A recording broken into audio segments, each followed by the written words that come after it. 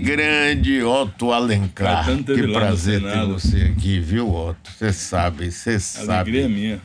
Você sabe da admiração, você sabe de muita coisa. Você não sabe quanto te devo, né? Nem faz a conta.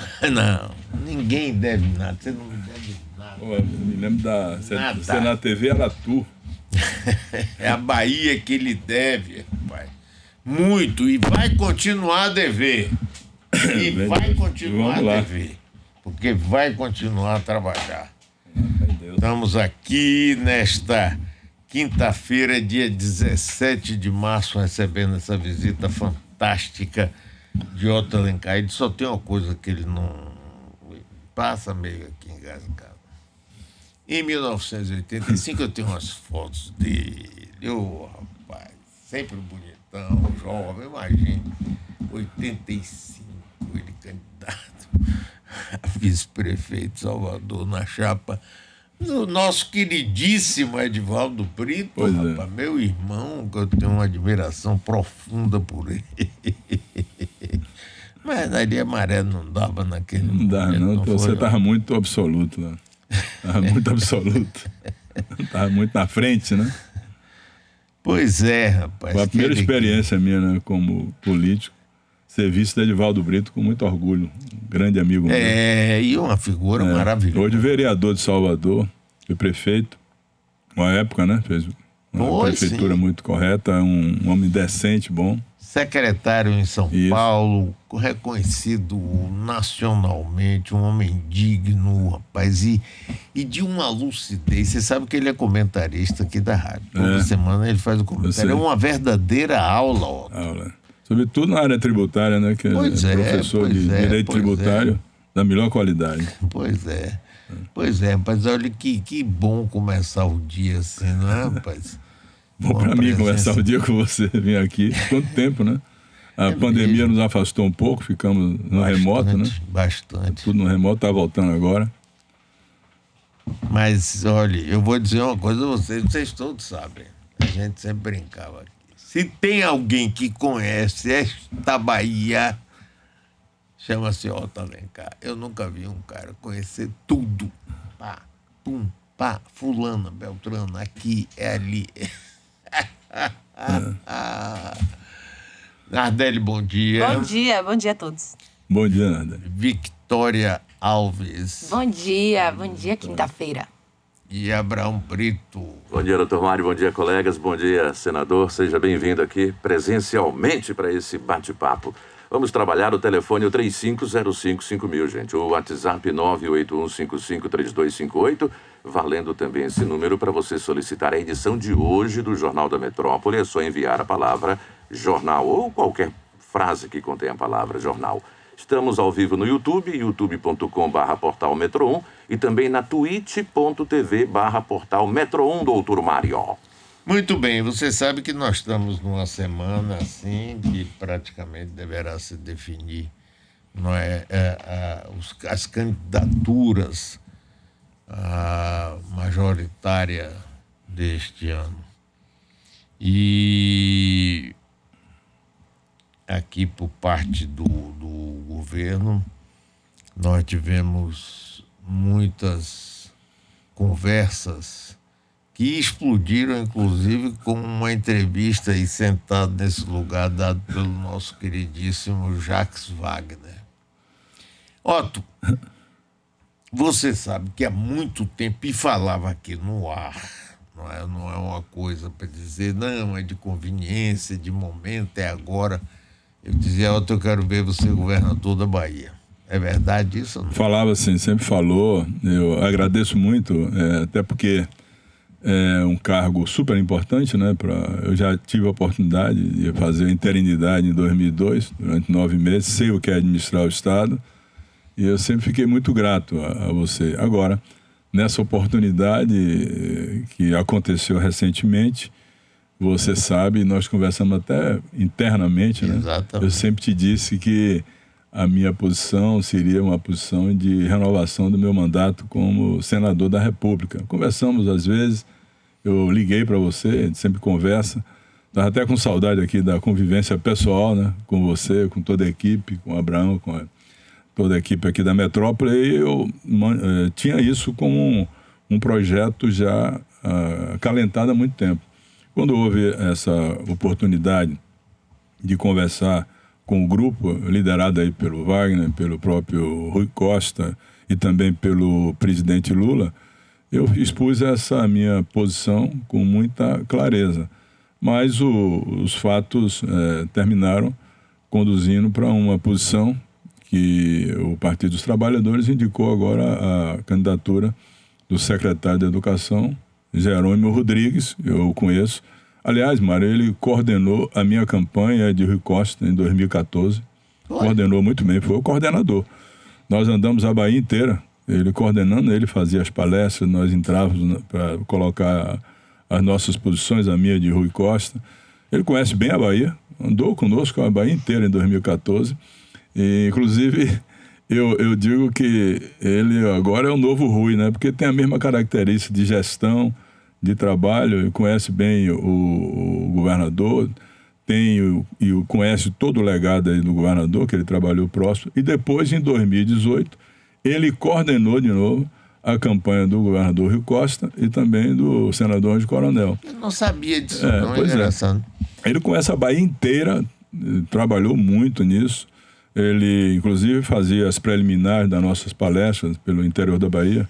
Me lembro de várias, né? No município de Irecê, Brumado, que andamos aí em 2014. Naquela eleição de 2014, você deve lembrar muito bem que quando o governador Rui Costa foi anunciado candidato, ele tinha exatamente 4% dos votos. Beleza. Contra o primeiro colocado, que tinha mais de 50%, Paulo Souto. E nós acreditamos naquilo. Eu também comecei com um percentual pequeno. Na época, eu disputei a eleição com o então ministro Gedel Vieira Lima e com a doutora Eliana Calmon, que foi também candidata ao Senado da República. Né? E começamos, trabalhamos, andamos da Bahia inteira, lá de Abaré a Mucuri, Abaré lá em cima no São Francisco, a Mucuri no extremo sul da Bahia, de Salvador a Formosa do Rio Preto, andando por esse interior da Bahia toda, conversando, discutindo, debatendo. O que vamos fazer agora? A eleição começa quando a chapa está montada, e ela começa mesmo quando você tem a convenção e os nomes são consagrados na convenção. Para a partir daí ter o debate no rádio, na televisão, o horário eleitoral, a discussão, os programas de governo, aquilo que você vai defender, qual é o legado que você vai defender, né?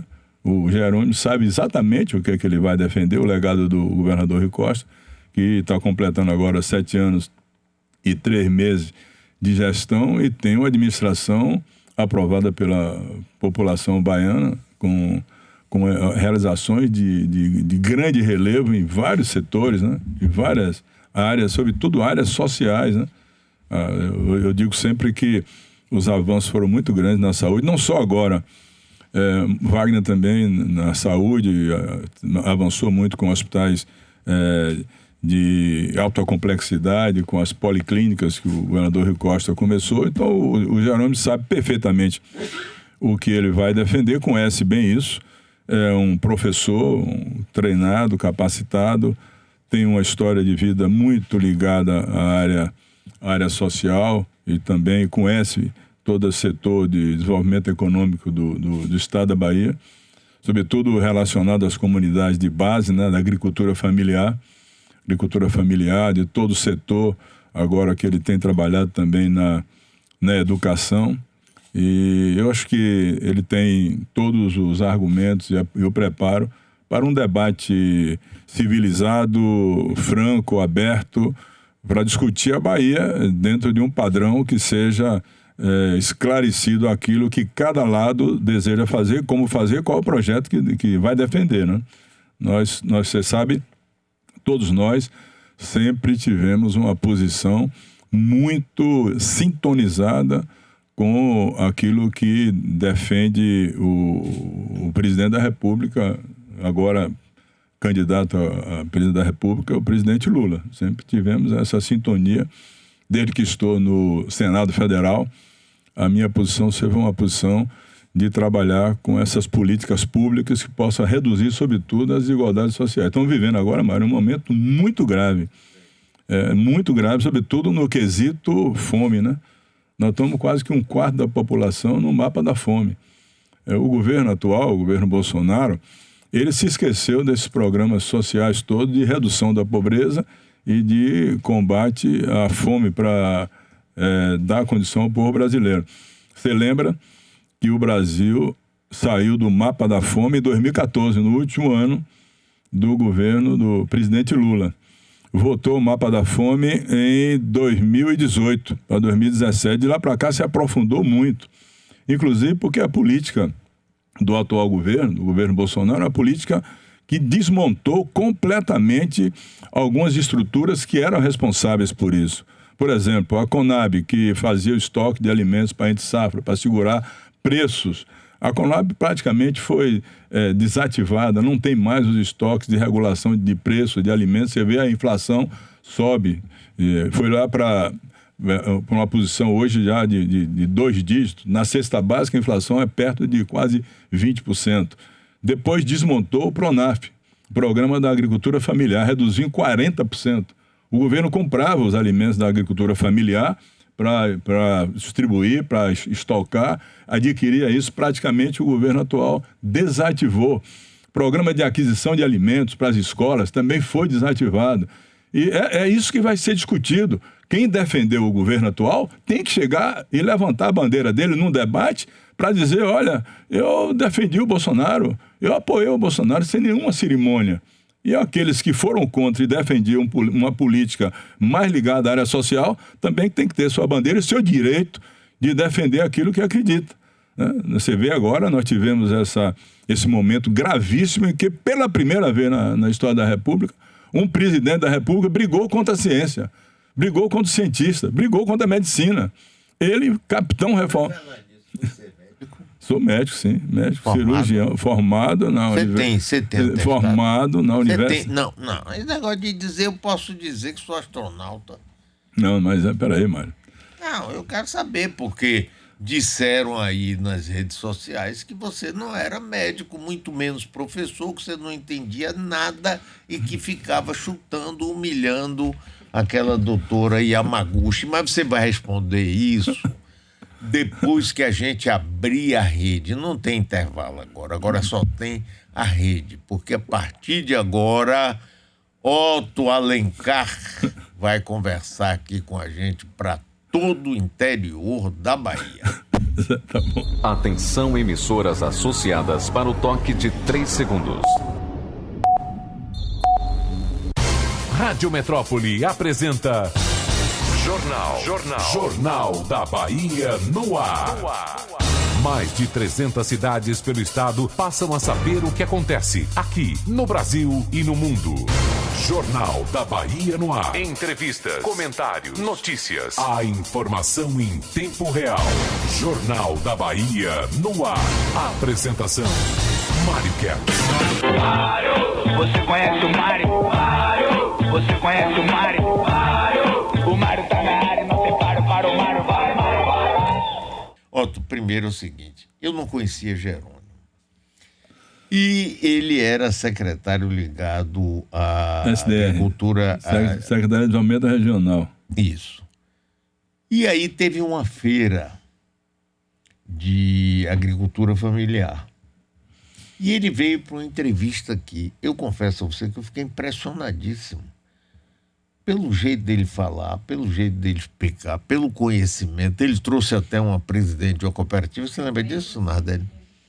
Rapaz, eu achei aquilo extraordinário, rapaz. E a partir daí eu me aproximei dele, entrevistei ele outras vezes. Foi para a Secretaria de Educação e uma figura simpática de um homem simples. Você vê que é um centro simples, é um centro na dele, rapaz, assim, sabe? Bom, mas antes da gente continuar isso, houve um momento que a expectativa geral, a partir, inclusive, primeiro, Wagner vai ser candidato. Eu sempre achei que ele não ia. Mas aí é palpite. Palpite você sabe que não vale.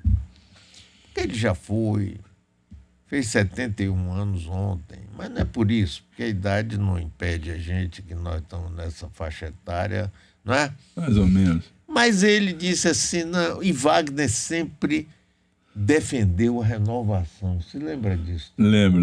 Pois é. Aí, rapaz, um bocado de gente ficava enchendo meu saco, inclusive os repórteres daqui, políticos, outros.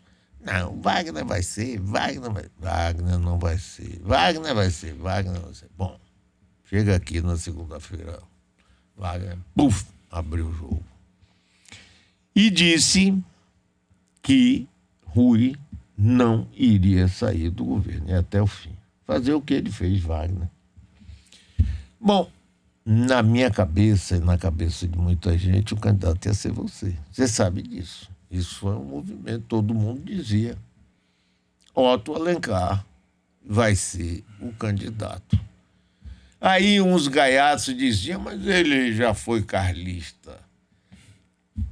Rapaz, se tem uma coisa que eu admiro em Otto e em outros, poucas pessoas, é a honestidade, a coerência. Olha, já entrevistei Otto dezenas, centenas de vezes. Eu nunca vi Otto abrir a boca para falar mal de Antônio Carlos Magalhães. Ao contrário, ele e eu nos divertíamos muito. Né? E valorizando coisas extremamente positivas dele. Positiva, claro. Prova de caráter. Ele estava do lado do PT, ele estava com Wagner, ele foi vice-governador, ele foi senador, tudo, mas ele, sabe, não reescreveu a história como alguns gostam de reescrever. Então, pela competência, pelo conhecimento da Bahia, pelo desempenho exemplar que ele teve no Senado agora, inclusive, não somente agora, a coragem dele de votar contra a cassação de Dilma Rousseff. Ele, naquela época, naquele momento, a onda toda era tchau, madame, tchau, querida. Otto estava lá, votou contra. Né? Então, você vê que é uma pessoa honesta, é digna. Você confia, eu confio no que ele fala. Muita gente pode não confiar, tem problema de cada um. Então, todo mundo ficou na expectativa. Otto, candidato. E aí, como é que foram essas conversações e por que você não aceitou ser candidato a governador da Bahia? Mário, primeiro eu quero te falar que o Martagão Gesteiro foi um hospital que eu trabalhei lá, e você falou, trabalhei alguns anos lá no hospital, ajudo muito o hospital.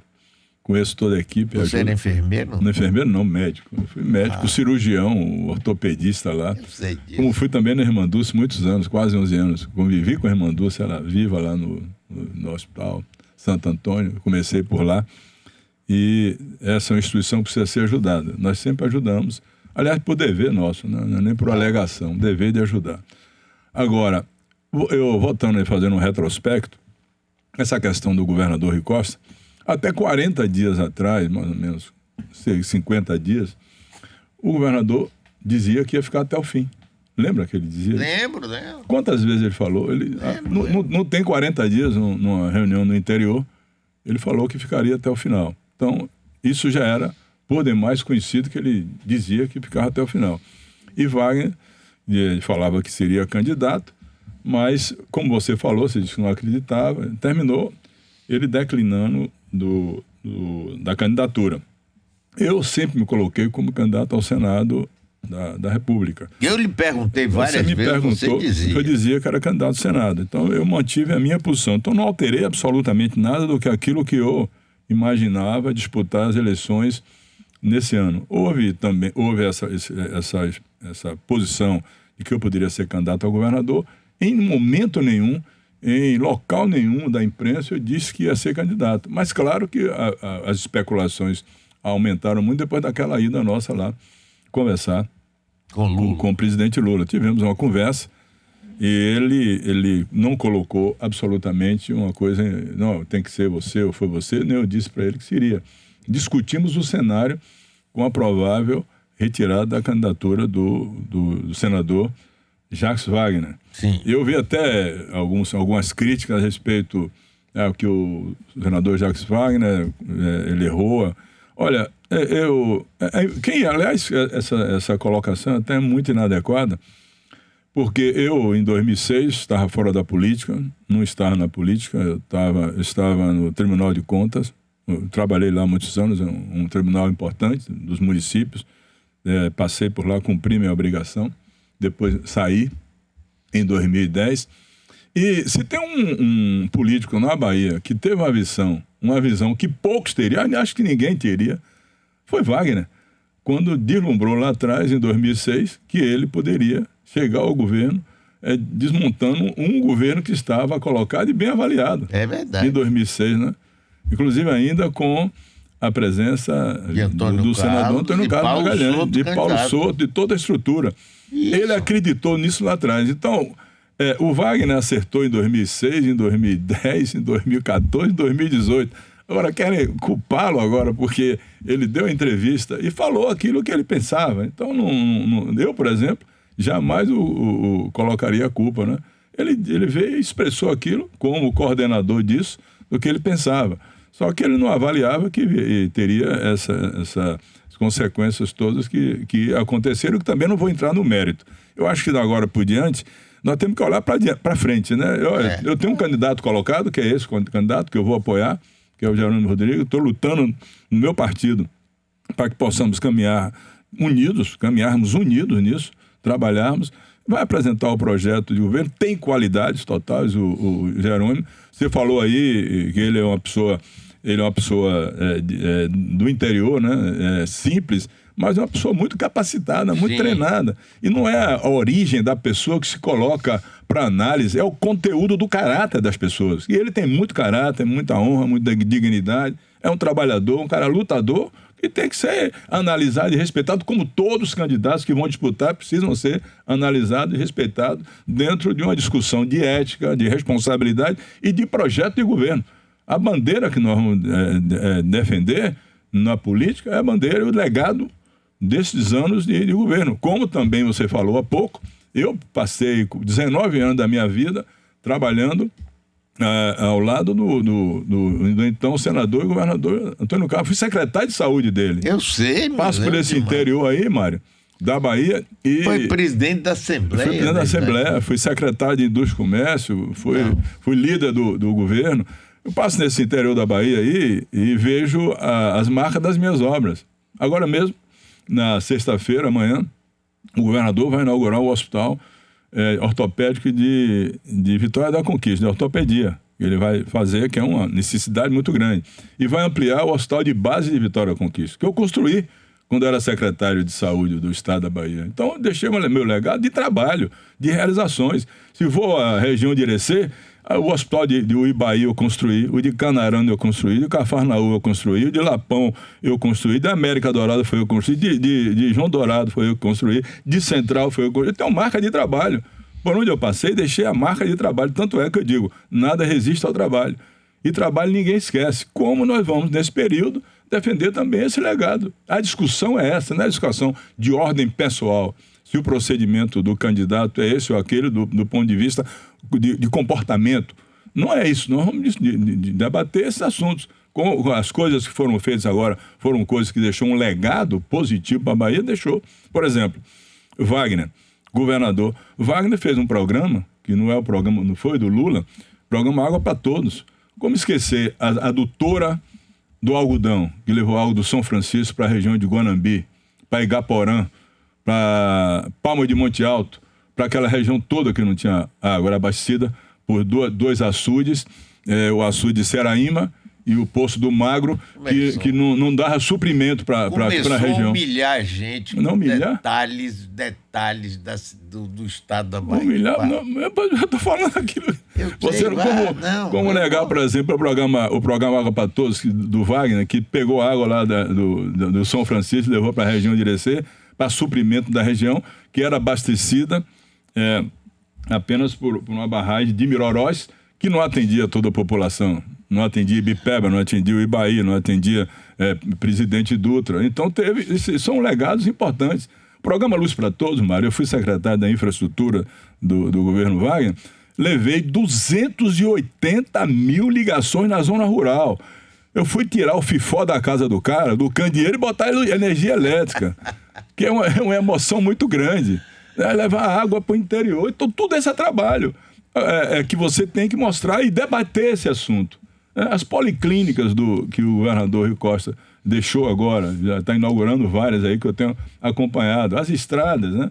O trabalho, a construção dos novos hospitais, hospitais de excelência e alta complexidade, o Hospital da Costa do Cacau, agora inaugurou a maternidade na minha querida Ciabra, na Chapada Diamantina, inaugurou o Hospital da Chapada lá na minha região, vai ter outros hospitais para inaugurar, vai inaugurar agora a ampliação do Prado Valadares, em Jiquié, a terra do meu amigo Abraão, tem agora de Conquista, então tem um legado de obras muito grande, debater esse assunto, e quem vai debater esse assunto são aqueles que estão apoiando esse projeto, mas debater isso de forma correta. Mas me diga, por que você não aceitou ser candidato a governador? Você está aí... Não, que eu não aceitei, porque eu nunca retirei minha candidatura, porque eu nunca fui candidato, sempre fui candidato ao Senado, Mário.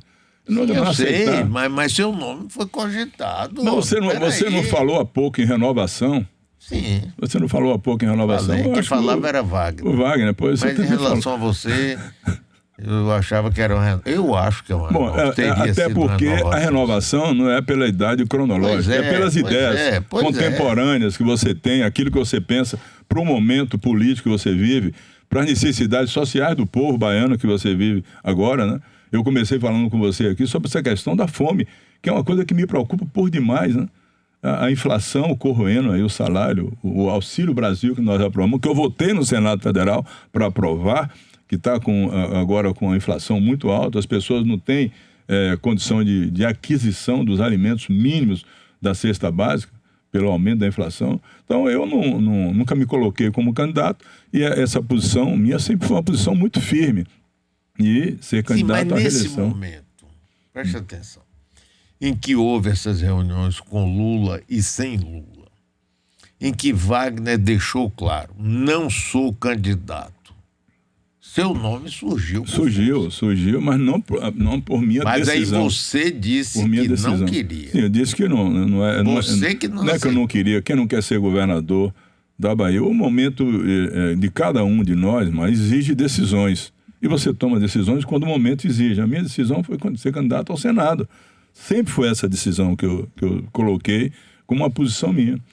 Eu tenho lá já 7 anos, tenho trabalhado muito no Senado. Já fui presidente de 4 comissões, agora sou presidente da comissão mais importante, a segunda mais importante do Senado, que é a Comissão de Assuntos Econômicos.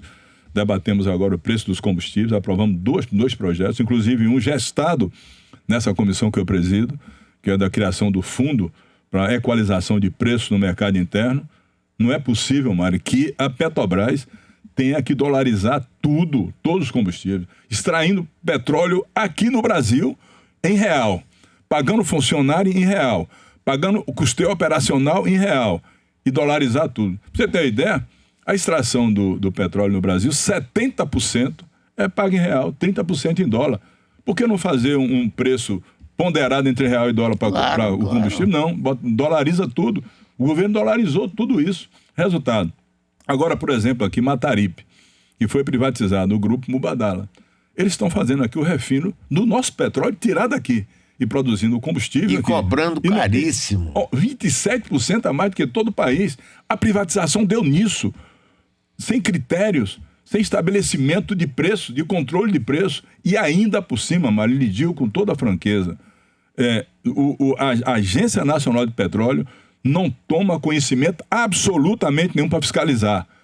Sabe por quê? Nós levamos o presidente da Petrobras na Comissão de Assuntos Econômicos, Silva Luna. Primeiro, ele teve uma infelicidade muito grande, que eu até corrigi.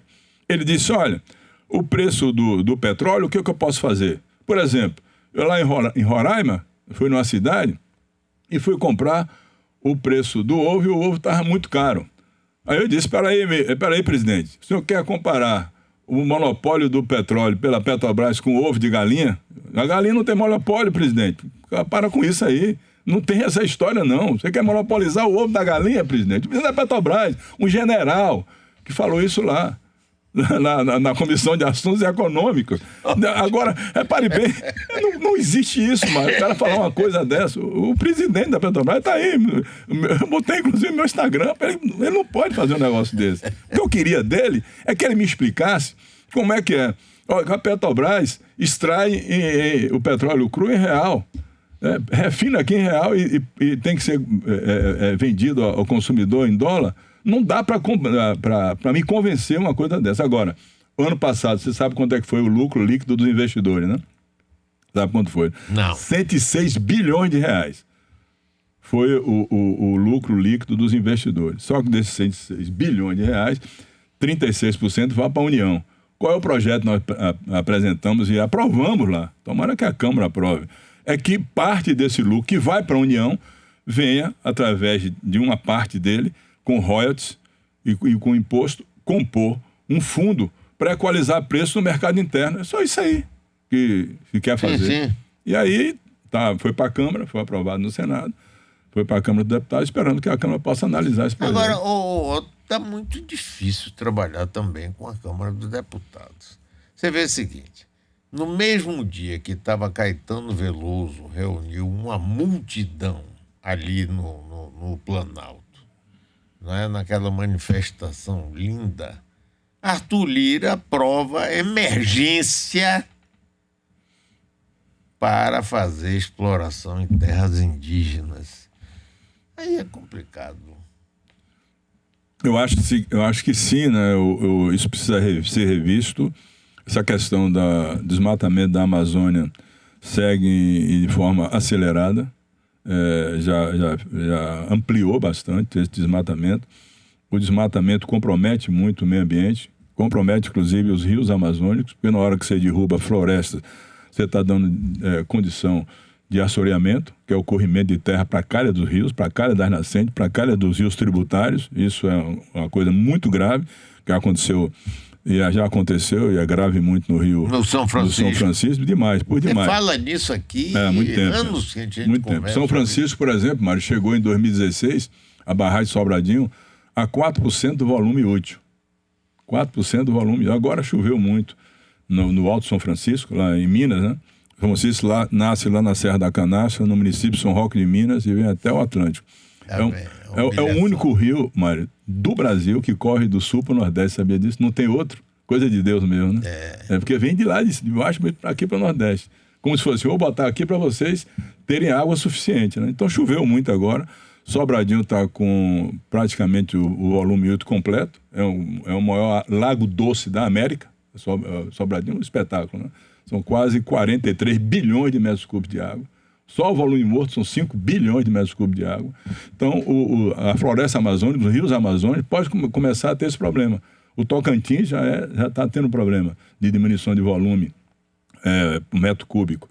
E isso vem acontecendo e, se continuar esse desmatamento, vai ser muito ruim. Outra coisa, não há necessidade de se ir para a Amazônia buscar esses elementos para a produção de fertilizantes. Em Minas Gerais tem esse fertilizante. Pois é, e no interior de São Paulo parece que Minas Gerais tem. Minas Gerais tem esses elementos todos. Agora, você vê, está importando fertilizante, mas fechou aqui a Fafem na Bahia e fechou em Sergipe. Foi, contra aqui, contra nós, todos. O governo Bolsonaro, que está se queixando agora de falta de fertilizante, fechou na Bahia a Fafem, que produzia fertilizantes aqui em Sergipe. Quem abriu agora foi o governador Rui Costa, em contato aí com a empresa, conseguiu reabrir. Agora, tu me diga uma coisa.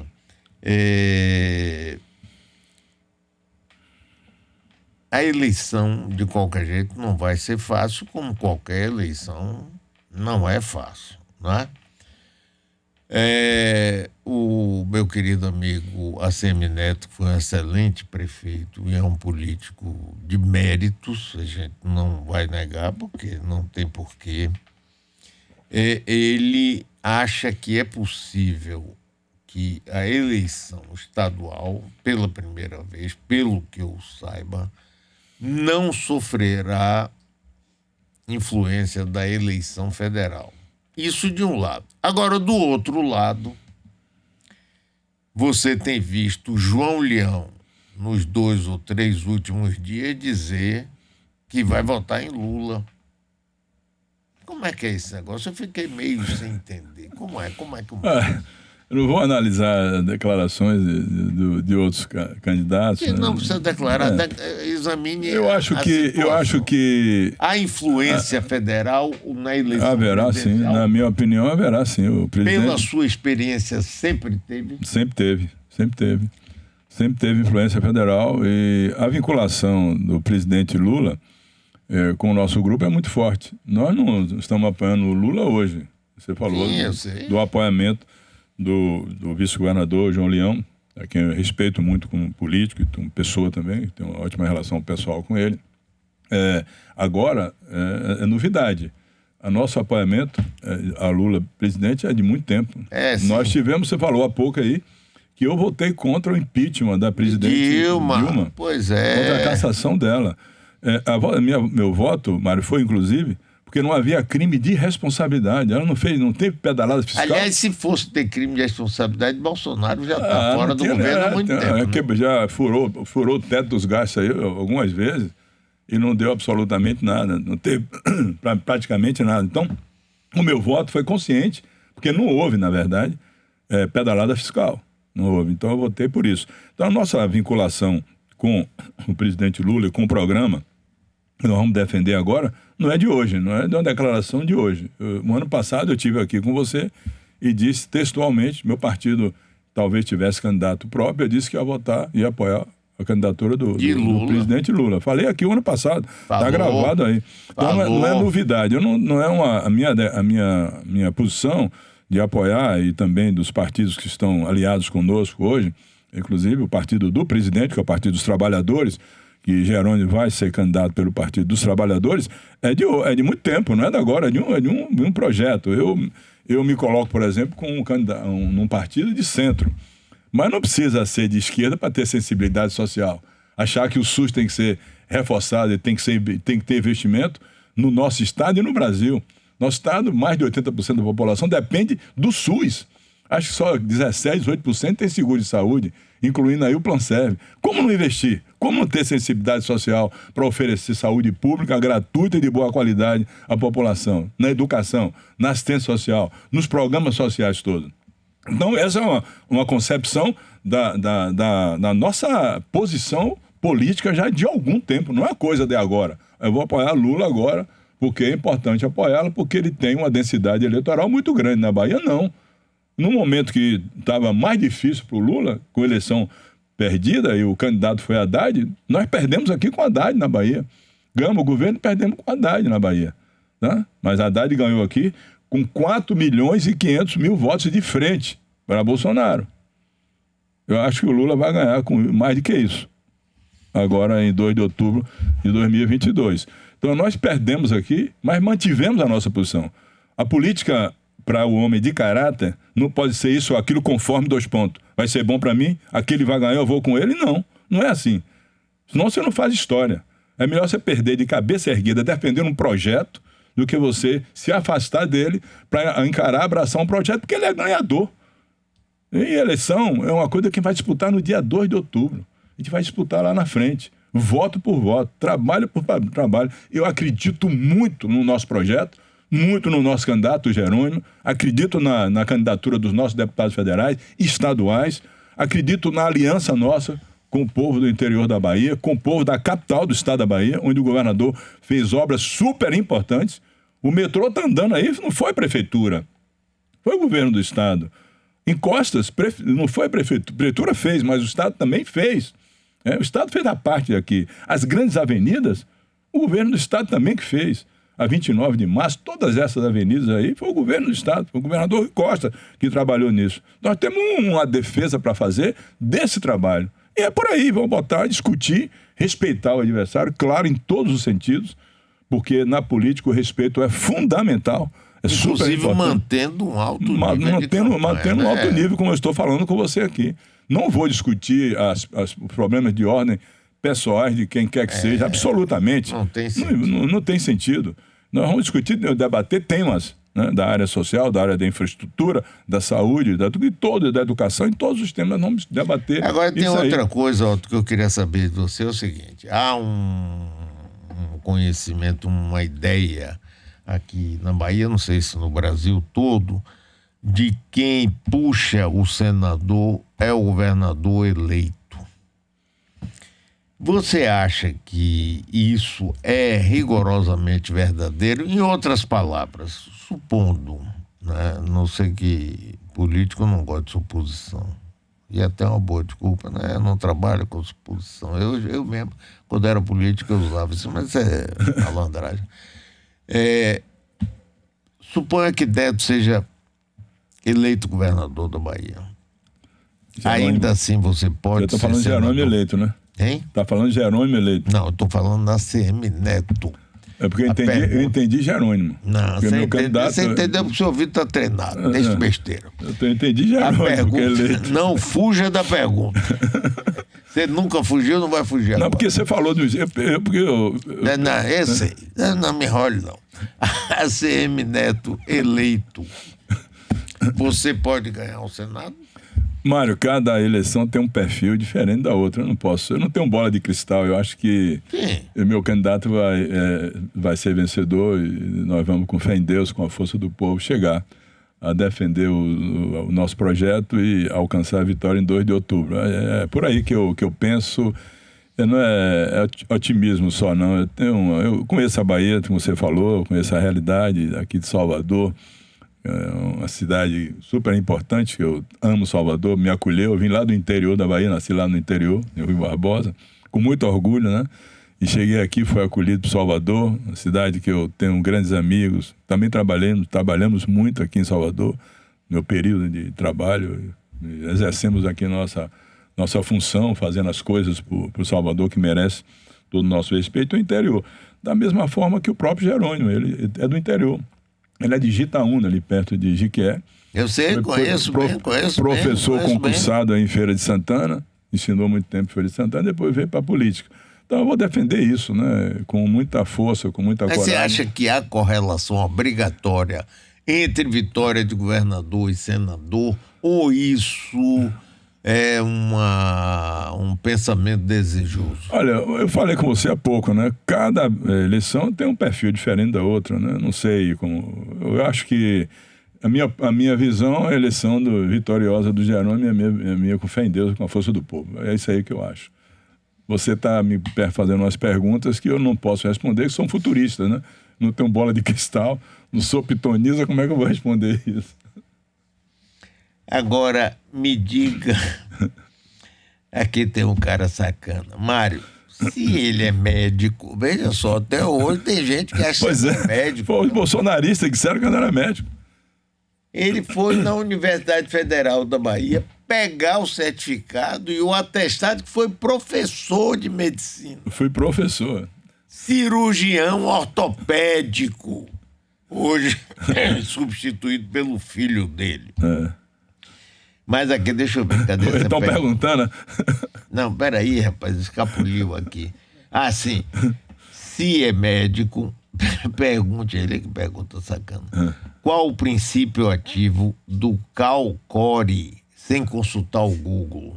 Calcore? Sim. Bom, eu sou médico ortopedista, né? Ele está fazendo uma pergunta aí, uma pegadinha, né? Eu não posso, francamente, eu não posso responder. Procura saber no Google Calcore. que porra é Calcore. Rapaz, você sabe que naquela... Eu posso debater com ele toda a musculatura esquelética do corpo humano, como tratar uma fratura, como fazer uma prótese de quadril, como operar um joelho, operar um ombro, não tem problema. Vamos conversar. Aquele debate seu, aliás, Na CPI da Covid, você foi, para mim, o que mais se destacou. Aquela conversa sua com a doutora Yamaguchi, era engraçado aquilo. Você fazia uma pergunta relativamente simples para um médico. Para mim, não. Ela ficava procurando papel e não respondia. E depois, eu me lembro, tem até um médico amigo meu, rapaz, aqui da Bahia, eu não vou nominar ele, né? Que ligou para mim revoltado, dizendo que você foi grosseiro, que não é isso que se faz com uma cientista, e que a Associação Médica ou o CREMEB tinha que tomar uma providência contra você. Eu, sinceramente, não vi nenhum ato grosseiro da sua parte. Mário, não teve mesmo não. Eu a tratei como doutora, senhora, e também doutora médica. O que aconteceu foi o seguinte: quando surgiu a pandemia do coronavírus, eu comecei a ler sobre esse assunto.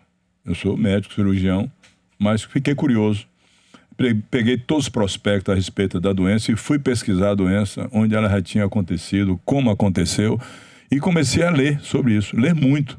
E aí cheguei a ter um conhecimento de como a doença se manifestava, como ela se manifestava, como ela se propagou no mundo.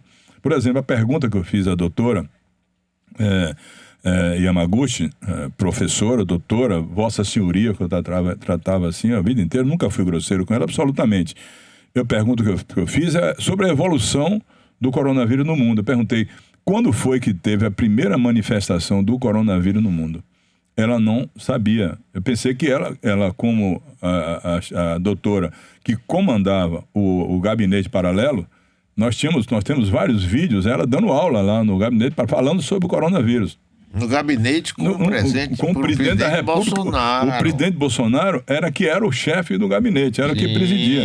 Osmar Terra, outros médicos lá. Como eu vi os vídeos dela falando, eu digo: a senhora que está orientando, a senhora sabe quando foi que teve o primeiro caso e como se manifestou no mundo o primeiro caso do coronavírus? Ela não sabia nem a data que aconteceu, foi em 1964, nem sabia também como se manifestou. Porque em 1964, a primeira manifestação do coronavírus foi como o Bolsonaro falou, uma gripezinha. Só que a doença foi evoluindo com as várias variantes, depois chegou onde chegou. Depois teve a segunda manifestação em Hong Kong, em 2003, 2004. Depois a terceira nos países árabes, em 2013, 2014. Aí já começou o coronavírus letal, que já matava. Então, o que eu perguntei a ela é se ela tinha o conhecimento da evolução da doença e como chegou a doença aqui no Brasil, com essa letalidade na variante Delta, que uma letalidade muito alta, em torno de 2,7%, né? Qual foi a desonestidade do gabinete paralelo e do presidente da República, Mário? Qual foi a desonestidade? A medicina exige verdade, exige honestidade. A medicina exige isso, você não pode enganar o paciente. Qual foi a desonestidade? É que dos contaminados, 95% fica bom sem tomar remédio. Eu me lembro que você falou isso. Curso assintomático leve a moderado, 5% vai para a forma grave. Dessa forma grave, metade vai a óbito. Então, o que é que eles fizeram? Vamos dar hidroxicloroquina, já que 95% fica bom de qualquer jeito, vou atribuir a hidroxicloroquina ao Medicaid. A desonestidade é essa aí. Entendeu? Isso que aconteceu. E ela era defensora da hidroxicloroquina, um medicamento completamente ineficaz. Inclusive, o hospital que ela trabalhou, mas agora saiu, tem um ano que ela saiu, o Einstein, fez um trabalho, que eu mostrei a ela o trabalho, sobre a administração da hidroxicloroquina nos pacientes, mostrando que era completamente ineficaz. Então eu tratei como senhora, doutora e Vossa Senhoria. Só que eu pensava que ela, sendo uma médica, ela tinha estudado o tema para debater o tema. Aí houve um desentendimento de algumas pessoas, alguns médicos, que ficaram discordando da minha posição. Só que ali não é uma escola de medicina, não é um debate num ambiente médico. É uma comissão parlamentar de inquérito. Eu estava ali, sou formado, fui professor da Universidade Federal de Ortopedia há muitos anos, operei muitas pessoas da Bahia, no capital, interior. Às vezes vou no interior, encontro pessoas até hoje que eu operei, que foram meus pacientes. e eu sempre me cuidei muito para fazer as coisas certas. E aí, naquele momento, foi levado de uma forma, porque ela não sabia responder, como se tivesse sido intempestivo, feito alguma coisa errada. Não foi, inclusive, pedi desculpas à doutora, ela não entendeu, mas é uma coisa que aconteceu numa comissão parlamentar de inquérito. A comissão parlamentar de inquérito não é uma creche de crianças, é uma coisa que você vai investigar o que aconteceu. E o gabinete paralelo é muito culpado pelo que aconteceu no Brasil. Inclusive com aquele deputado médico que foi ministro e depois, como é o nome dele? Osmar Terra. Osmar Terra, da mesma, que é outro. Irresponsável. Eu tenho gravações dele aqui, dizendo que já estava acabando. Era uma besteirinha. Ia acabar em junho de 2020. Rapaz, pelo amor de Deus. Ia acabar em 2020. Em junho de 2020. E outra coisa, ele defendia, como a doutora defendia também, a imunidade de rebanho. Ou seja, todo mundo vai se contaminar, vai morrer 700 mil brasileiros, mas a comunidade toda fica imunizada pela doença. Lê de engano. Essa é uma doença que não dá imunidade permanente, Mário. Aí o dono desse restaurante Madeiro, que eu soube até que não anda muito bem das pernas, disse que não, vão morrer 6 mil pessoas, isso mesmo. O presidente da Associação Comercial aqui da Bahia propôs se fazer guetos, separar todos os idosos e todos os que tivessem problemas de imunidade, guardar eles, proteger e abrir tudo e deixar o povo na rua.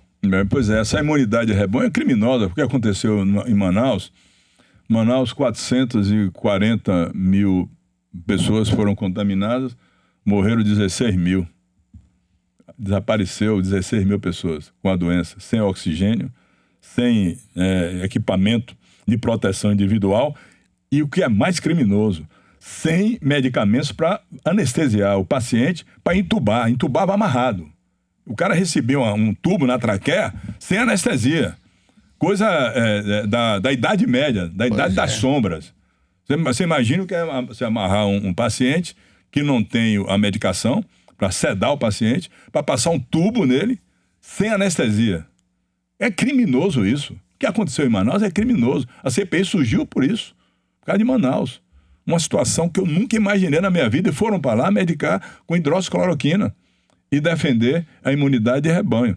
Não houve, da minha parte, absolutamente nenhum problema para querer constranger a doutora. Apenas eu pensei que ela, sendo uma cientista, ela tinha estudado como eu estudei, e agora continuo estudando. Inclusive, temos menos prospectos, estão chegando agora.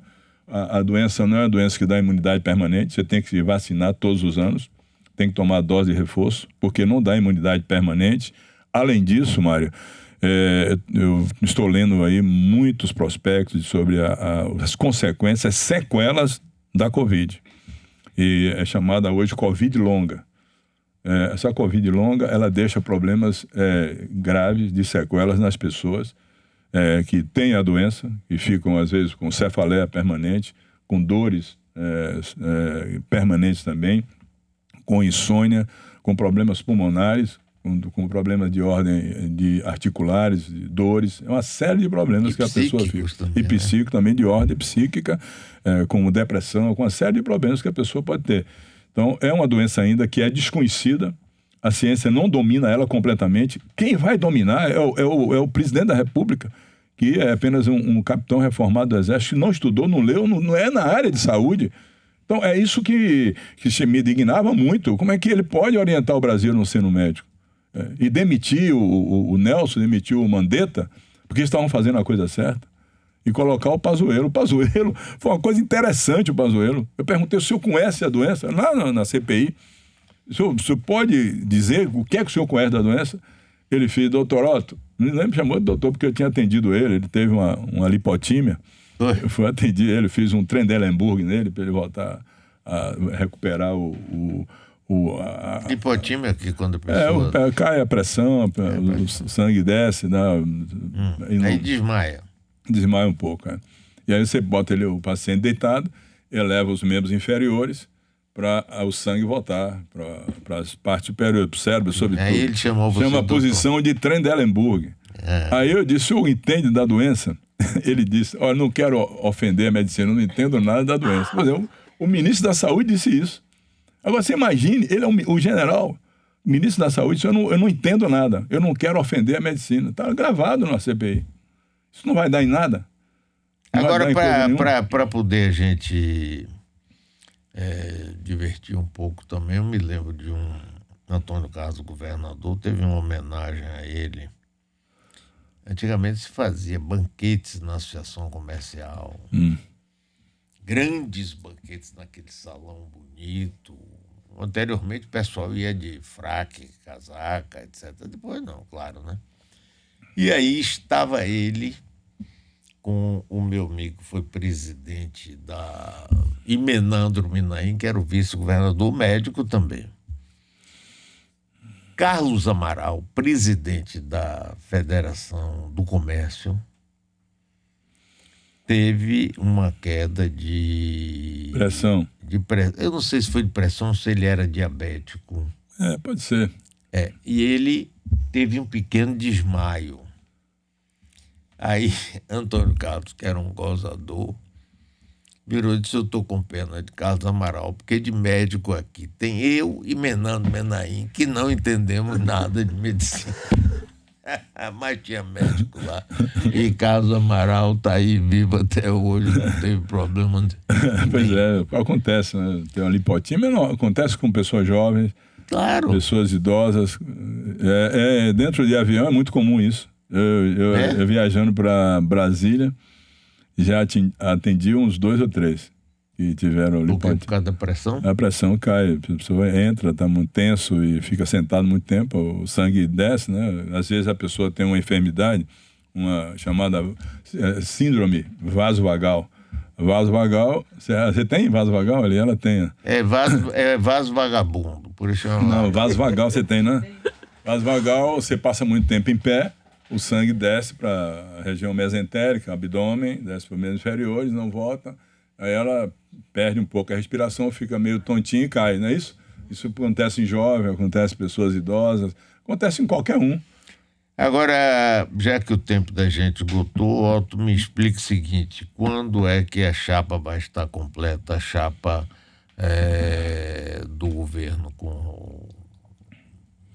Nós estamos esperando aí a data que o presidente Lula vai vir a Salvador, certamente na vinda dele aqui, não sei a data, vai estar completa a chapa com... Só falta agora o vice, né? Falta o vice, E hoje João Leão vai estar dando uma entrevista às 11h30 da manhã, anunciando o apoio dele a Neto. Amanhã de manhã, às 8 da manhã, Neto vai estar aqui sendo entrevistado por mim.